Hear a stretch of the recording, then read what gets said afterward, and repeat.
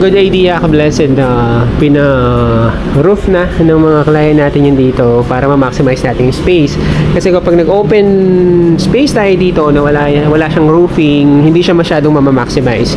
Usually nakakapag-stay lang tayo nandito kapag halimbawa umaga, yan, early in the morning, or yung hapon, yan, ganitong oras, hapon, na hindi na mainit. Pero yan, kagandahan kapag bubong na yung terrace natin dito, any time of the day, yan, pwedeng pumunta dito. Yan palang project natin dito.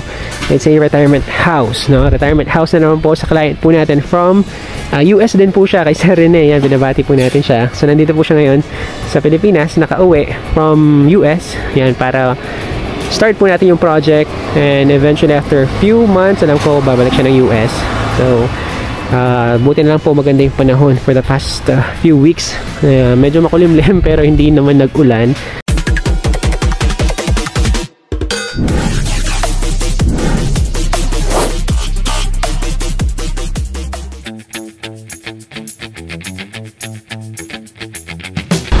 Pinagpalang araw po sa bawat isa. Welcome back po sa ating channel, and welcome back po sa Blessed Builders. Mga ka-Blessed, mag-update po tayo ngayon sa project po natin dito po sa Enclave Subdivision.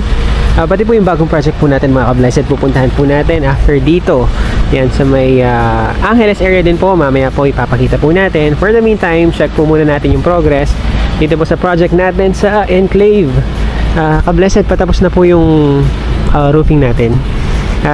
Konting portion na lang sa may balcony, I mean sa may terrace. Tapos na yung roofing natin. Check lang natin sa may left side portion ng property. So nakapag waterproofing na tayo dito, ka-Blessed. Ito kasi yung portion na meron tayong firewall, so nakapag waterproof na tayo. And then ongoing na, ka-Blessed, yung pag-skim coat natin, pagmamasilya. Kaya papansin po natin mamaya may makikita tayong mga nakamasilya na. Medyo kumikinis na yung mga pader ng bahay. Check natin muna yung, ka-Blessed, yung sa may right side portion ng bahay. So naka-firewall din tayo dito, ka-Blessed. Tapos yung ginamit nating roofing, mga ka-Blessed, tile span siya. Hindi siya masyadong kita since malayo tayo, pero kulay dark gray yung kulay. Tile span, tapos yung flashing and gutter natin kulay dark gray din. Yan, ka-Blessed, naka masilya na yun dito, pati yung side ng bahay, right side. So check natin yung progress sa loob. So parking area, so 2-car parking tayo, ka-Blessed, and 1 and 2. Since limited yung space natin dito, hindi tayo makapag-sliding gate since ito lang yung space natin yan dito sa gilid. So ang mangyayari nyan, bifold nyan yung gagawin natin. So nagpa-fold ng dalawa yung portion dito, nagpa-fold ng dalawa yung portion sa kabila. Possible mag automated gate tayo dito, ka-Blessed, request na client natin. And binabati po pala natin yung mga client natin from US, si Sir Albert at saka po si Ma'am Myra. Ayan. Itong area na to, ito yung porch, parking area, tapos yung terrace po natin sa itaas. So upon entry, ka-Blessed, ito yung main door natin. Main door, makita natin open concept lang, open concept. Tapos yung mga ceiling natin, flat ceiling. Request ng mga client natin, usually may mga cove ceiling tayo sa may living area, pero ito flat ceiling lang siya, ka-Blessed. Sala, and then itong area na to, meron tayong malaking opening dito, ka-Blessed, big window. Ayan, sa sala, yung kitchen natin, formal kitchen. Tapos yung mga tiles natin, ka-Blessed, dumating na. Magta-tiles na rin tayo yan. Start na natin this week. Kulay white, ka-Blessed, yung tiles na pinili ng mga client natin, para mas malinis, mas maluwang tignan. Prefer po na is kulay white. Ayan, ka-Blessed, yung mga walls natin makinis na. Ayan, namasilihan na. Pag skim coat na tayo. So ito yung view natin if nandito tayo sa pinakalikurang part. Sala, tapos yung kitchen, dining. Tapos malalang tayo malaking opening dito, ka-Blessed. Sliding door yan dito. Sliding door. Tapos paglabas natin, ito na yung setback space natin sa side ng bahay. So 2 meters. Yan, tapos 2 meters yun dito. Yan, nakapagbakod na rin tayo ka-blessed. Yan, nakapag-fence na tayo dito sa kabilang side. So itong nakikita nyo natin dito ka-blessed, ito yung terrace natin sa itaas. So, yung balcony. Yan, pati yung dito ka-blessed, yung mga walls natin makinis na. Yan, nakakapagmasilya na tayo. Tapos itong malaking opening na ito ka-blessed, sliding din ito, sliding door papunta sa ating dirty kitchen. Yan, may modular cabinets na tayo dito. Modular cabinets, pati dito ka-blessed, modular cabinets din lalagay natin. Tapos common CR. Tapos yung guest room, dito siya. Yan, guest room. Yan, nasarahan na yun dito. Dati kasi may door dito, so nasarahan na yun dito. So guest room. And then akit tayo ka-blessed.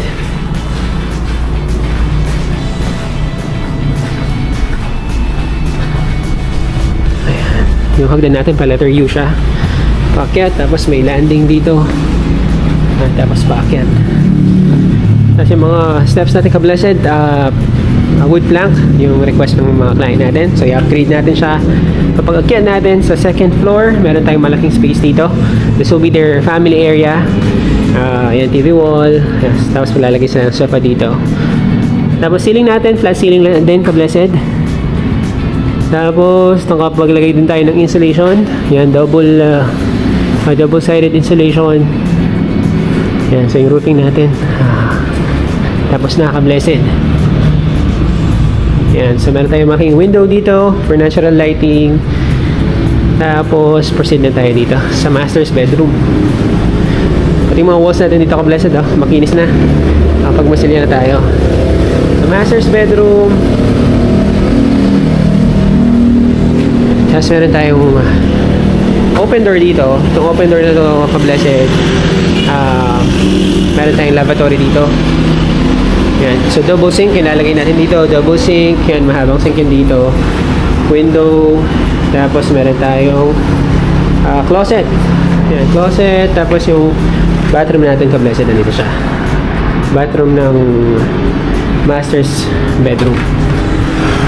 Ito yung view natin ka-blessed sa side ng bahay.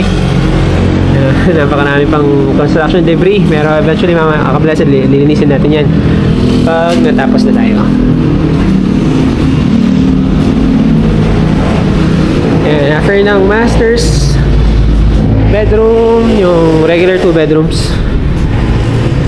Ayan, so napansin nyo ka-blessed na walisan na yun dito. Pinaprepare na natin para sa pagta-tiles natin. Walls natin, makinis na rin. Yan, ito yung banyo sa ating bedroom 2. Isa may nakapag-framing na rin tayo ka-blessed dito. Tapos yung bedroom 2. Yan, bedroom 2. Bedroom 2 natin ka-blessed. Bedroom 3 natin ka-blessed. Meron din siya sariling banyo. Yan, dito siya. And mayroon tayong malaking opening, pero hindi po yun yung access. So window po yun dyan. So dito yung access natin yan. Dito yung regular door. Yan, tapos pagpasok ka-blessed. Yan, so ito yung terrace natin ka-blessed sa itaas. Yan, napakaluwang. Good idea ka-blessed na pina-roof na ng mga client natin yun dito para ma-maximize natin yung space. Kasi kapag nag-open space tayo dito na wala siyang roofing, hindi siya masyadong ma-maximize. Usually nakakapag-stay lang tayo nandito kapag halimbawa umaga, yan, early in the morning, or yung hapon, yan, ganitong oras, hapon, na hindi na mainit. Pero yan, kagandahan kapag bubong na yung terrace natin dito, anytime of the day, yan, pwedeng pumunta dito, yan, pwedeng i-maximize yung space. Yan, napakaluwang. Tapos ka-blessed, ito yung roof na ginamit natin. Usual roofing natin ka-blessed, long span, pero ito ka-blessed, tile span siya. Mas magandang tingnan, mas mataas na lang yung costing pag ganito yung roofing natin. So ito yung view natin ka-blessed.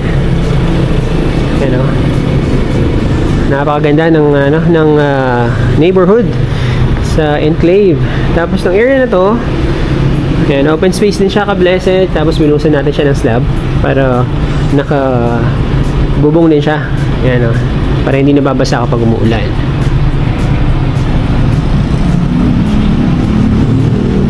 Yan, big window. Yan, tuloy-tuloy ka-blessed yung pagmamasilya natin, pag-finish. So magta-tiles na tayo niyan. Then after ng tiles natin, sunod na yung doors and window. Mga ka-blessed, yan po muna yung pinakahuling update natin sa site po natin. Dito sa Enclave Subdivision, proceed tayo ka-blessed sa bagong site natin. Yan, bagong open na site sa may Angeles area din. Mga ka-blessed, nandito tayo ngayon sa bagong site natin. Yan, bagong bukas na site dito sa may Pulong Bulo, Angeles. Yan, sa lahat po ng mga taga Pulong Bulo, Angeles, yan, binabati po namin kayo. So mga ka-blessed, yan, ito po yung magandang balita. Salamat po sa Diyos at sa Kanya po lahat ng kapurihan, at meron po tayong bagong project na open sa Pulong Bulo, Angeles. So ongoing na mga ka-blessed yung pagtatrabaho dito 2 weeks ago. So ngayon lang tayo mag-update para makita nyo po yung progress. Yung po palang project natin dito, it's a retirement house, no? Retirement house na naman po sa client po natin from US din po siya, kay Sir Rene. Yan, binabati po natin siya. So nandito po siya ngayon sa Pilipinas, nakauwi from US. Yan, para start po natin yung project, and eventually after few months, alam ko babalik siya ng US. So buti na lang po maganda yung panahon for the past few weeks. Medyo makulimlim pero hindi naman nag-ulan, kaya tuloy-tuloy yung trabaho dito, ka-blessed. Mas mabilis yung trabaho kasi nasa sintahan na tayo, nakapag-grade beam na tayo, nakapag-footing, nakapag-columns. Yan, lumitaw na yung asintahan, ka-blessed. So ipapakita ko muna, ka-blessed, yung perspective ng bahay na gagawin natin dito. So ganito yung itsura niya, ka-blessed. Yan. So yung perspective natin, more on industrial design siya, ka-blessed. Pero may modification pa tayong gagawin dyan as per client's request. Eventually makikita nyo rin po kung ano yung i-modify natin dyan. So itong area na to, yan, from dito, ito kasi yung property line, ito yung backhood. So meron tayong malaking space dito sa harapan. So ginawa natin, ka-blessed, inatras natin yung bahay. Meron tayong 2.5 setback, 2.5 meter setback sa pinakalikuran, tapos 2 meters sa may left side. Tapos so majority ng space natin, ka-blessed, nilagay natin dito sa harapan. Tapos saktong-sakto may mga puno dito. Yan, malilim yun yung harapan ng bahay. So dito yung parking area. Tapos meron tayong another space dito, ka-blessed, sa portion na ito. So 2-car parking, yung porch natin sa gitna, tapos yung mga rooms natin dito siya sa may left side. So yung rooms natin dito, isa sa harapan, tapos middle room, tapos sa dulo yung master's bedroom. So 3 rooms yung meron tayo dito, tapos meron tayong 1, 2, 3, 4 bathrooms, mga ka-blessed. So bawat room meron siyang banyo, tapos meron tayong common CR dito sa loob. Saka pala yung garahe, mga ka-blessed, meron tayong powder room dito. So hindi pa masyado makita yung buong details ng layout, pero check na natin, ka-blessed, para makita niyo po yung flow. Yan, tapos yung elevation natin, ka-blessed, medyo tinasan natin ng konti, 80 centimeters from the natural ground. Nag-basis tayo, ka-blessed, sa road level. Yan, road level, yan, tinasan natin siya. So 80 centimeters yung total elevation natin. So yung finished flooring pa lang natin yan, nandito siya. Ito yung grade beam. So yun yung finished flooring natin yan. Tapos yung parking natin dito, ka-blessed, hindi siya usual na parking lot na open space talaga siya. So enclosed yung parking natin. So may wall dito, wall sa likuran, tapos may wall din dito sa area na to. So yung flow niya, so dito yung porch. May porch tayo dito, tapos papasok tayo. So yung main entrance natin yan, dito siya. Main entrance. Pasok tayo. Main entrance, tapos meron tayong passage dito. So dito, wala pa talaga siyang door na nakalagay. Provision siya for sliding door in case gustong i-enclose yan ng mga client natin. So meron siya opening dito, provision for sliding. So open area. So ito yung open area natin. Open area. Tapos meron siyang banyo. Sariling banyo. Ito siya. Sariling banyo. Tapos itong area na to, kablasan, ito yung magiging living area. So living area. And then itong wall na to niyan, meron tayong malaking glass dito. Yung glass natin mga ka-blessed, ito, sakop niya halos ito, nasa 2 meters. Tapos yung dito, meron din malaking window glass dito para nakikita yung area na to. Itong area na to ka-blessed, gagawin itong parang garden ng client natin. So garden area, more on greens yung ilalagay dito sa portion na to. Kaya naglagay tayo ng glass dito. Glass, para if nandito ka sa area na to, yan yung nakikita mo dito is parang garden siya. So living, tapos meron tayong door dito ka-blessed. Itong door na to, this will lead us sa ating pangalawang bedroom. Ayan. So bedroom, tapos yung bedroom ito ka-blessed, may sarili siyang banyo. Yan yung banyo niya. Magkatabi lang, banyo, tapos dalawang room. And then ito yung master's bedroom natin. So lahat ng rooms niya nasa bandang side na to. So master's bedroom, ito yung pinakamaluwang na area. Pinakamaluwang na area ng mga rooms. I mean pinakamalaking rooms yung dito. So master's, tapos may access siya doon. Access dito. Ito yung banyo, tapos walk-in closet sa area na to. Tapos yung portion na to ka-blessed. Yan. Itong area na to, common CR. Yan, common CR. Tapos itong area na to, ito yung kitchen and dining natin. So kitchen area, tapos yung dining area. Nandito siya. Itong malaking opening na to ka-blessed. A sliding door yun dito. Sliding door. Tapos another window glass dito. Malaking window glass dito sa area na to para kita yung yung garden area dito sa portion na to. Yan, tapos ka-blessed, nandito naman tayo sa side ng bahay. Meron pa tayong space dito kasi itong parking na to mag-extend siya ng 2 meters. 1, 2, so most likely dito siya yan. So may space pa tayo dito. Makapasok yung tao nasa more or less mga 2 meters pa. Tapos pagpasok dito sa likuran ka-blessed, yan, ito na yung makita mong open space. Yan, ito yung magiging garden yan. Tapos open space dito hanggang sa likuran. Property line kasi ka-blessed, ito siya. Ito na yung wall. May bakod na yung property line. Tapos meron tayong dito, door. Nag-add ng door yung client natin dito. Lang po para in the future maglalagay siya ng dirty kitchen dito. Extension. Tamang-tama, if may open kitchen siya dito, yan, kung dito yung recreation area, yan, saktong-sakto. Yan, so ka-blessed, yung pong property line yan dito, 2 meters. So ito yung wall ng bahay, so 1, 2 meters, yung space natin. So yung lahat ng rooms nandito sa area na to. Ito ka-blessed, open area na. Yan.